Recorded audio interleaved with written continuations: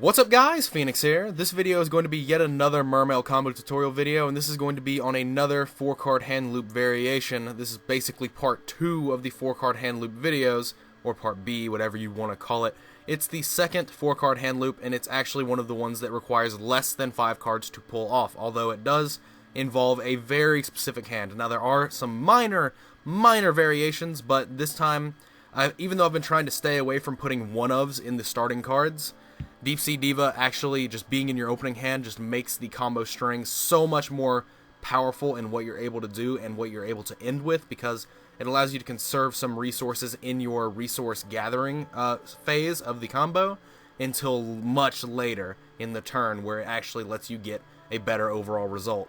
For example, in the other combos, we've had to make Abyss Dweller really early, and while that can be argued to be a safety net against decks like Burning Abyss and stuff, like if you're going in blind with a hand loop, the truth of the matter is that if you're able to hold that card until later, that you can actually just end with a better board through the usage of like Bahamut, Trite, and stuff like that. But anyway, this combo requires 4 cards. It requires Deep Sea Diva, Mermail, Abyss Teas, Salvage, and Instant Fusion in your hand. There are some minor variations, as I've already said, but this is what I'm going to be focusing on here. You could have a 5th card in your hand as well, but that's largely irrelevant. All you need is these 4 cards. You discard 4 cards out of your opponent's hand, and then you end yourself with 8 cards out of these 4, so you end with 9 cards total.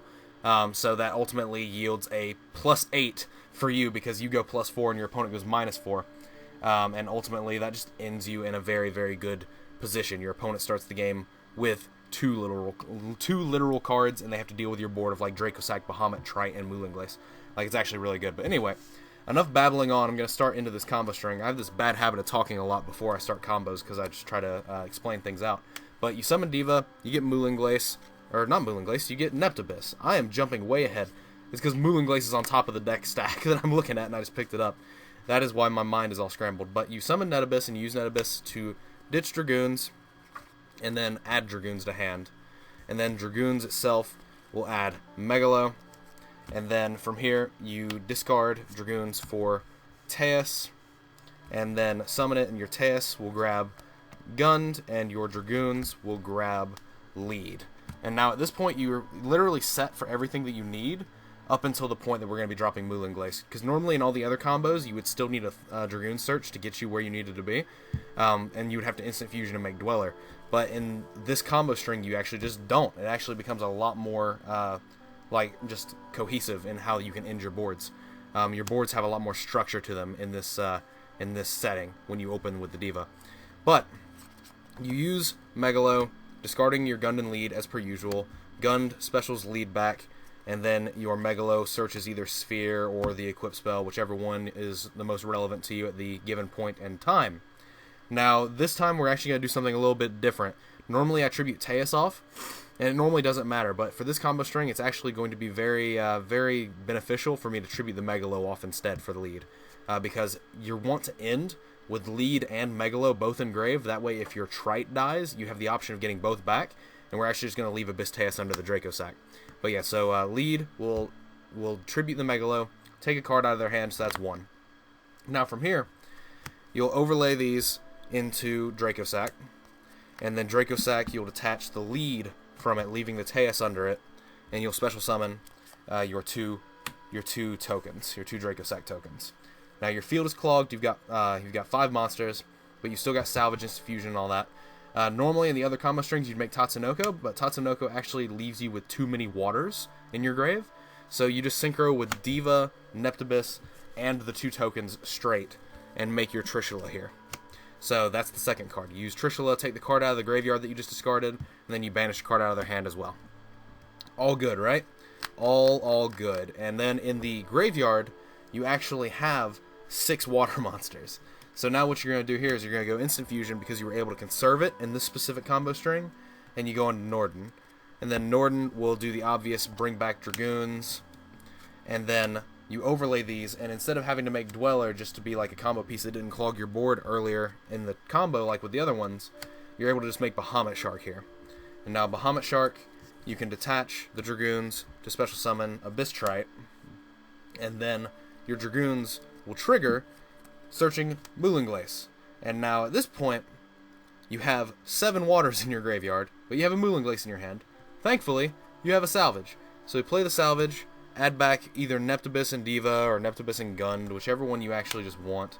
It's basically just always Neptibus, and then something else. It just depends on what your actual like interests are going forward. But now you have 5 engrave, and you do have an open spot in your monster card zone. So you do special Mooling Glace and take 2 cards out of their hand, and that's taking 4 cards out of their hand total. And you end with Trite, Bahamut Shark, Trishula, Dracosac, and a Mooling Glace. Now the Dracosac doesn't have any tokens to accompany it, but you could have had Sphere instead of this as well. You can set the Sphere, or you can actually just equip this onto Abyss Trite and invalidate another card out of their hand, because if they have any spells, then that's going to invalidate that even further. Like say it's say like Raigeki or something. Like they can't even Raigeki you now, because Raigeki being one of their cards is just going to get negated because this will fall off the Trite. Like this actually just has merit because you equip this to the Mermail Abyss Trite, and it actually just stays there, and it lets you negate a card out of their hand as long as it was a spell. Now obviously it doesn't have the most favorable interactions with Pendulums, but that's neither here nor there. I mean, if they're playing a Pendulum deck, I have no idea how they're winning with just 2 cards either way, because let's give them the benefit of the doubt and say they had Monkey Board. Monkey Board plus 1 other card. They can set up a scale and Pendulum summon that 1 card. Now this does have a little bit more of a problem if you like hit damage jugglers out of their hand and stuff like that, because you only have 1 chance to hit the damage juggler out of their hand with lead before you can banish it with Trish, because Trish is the 2nd card that you summon. Whereas in the other 4-card combo, it's the last card you summon, so you have easy pickings on it. And then even if they have multiples, then you have Dweller that you can just play in their standby phase. There's things like that to consider, but ultimately this is just a much more strengthened combo and a lot better off, because it just doesn't lose to cards like Raigeki and stuff like the other ones did. The other ones you could just get Raigeki'd, and you'd have to skip your next battle phase because Mooling Glace, stuff like that. You'd have the resources to like keep up in the game because you'd still have more resources than them, but you wouldn't be able to kill them. Whereas in this situation, like your opponent has to have 2 spells, and one of them has to be Raigeki in order to clear your board, and even then that's their 2 cards. So all of these things to consider, all of these factors come into play, but ultimately this is basically just what is considered just an auto win. It's basically just an auto win in my eyes, because like hand loops are actually just that serious. But that's basically just it. It's just one of the variations. There's one more variation that I could show you guys on camera. There's a few other variations as well, but I mean they're not all really that important, because you should be blinding second with this deck anyway. These are basically just something that you want to be able to know if you lose the die roll, or if it's a sided game and your opponent makes you go first. Like, they very rarely come up because you want to be going second anytime you're able to choose, unless it's against a deck like Heroes or something. You want to be choosing to go second, so you don't really need to know all of these, but it's just good information to know. But anyway, as always guys, thanks for watching. Like, comment, subscribe, do all the nonsense you usually do. Tell me what you guys think about these combo videos that I'm doing in the comments down below if you like these sorts of things or whatnot. I might do some more combo videos because I've been coming up with some different combos for, spoiler alert, Dragoonities. I've been coming up with some different differentiating combos there that are pretty interesting. Nothing too insane like these, but they are just new combos that I haven't seen anyone else do, or at least they haven't been seen for like years. And they have some slight new variations on them because of new cards that we have access to. Stuff like that.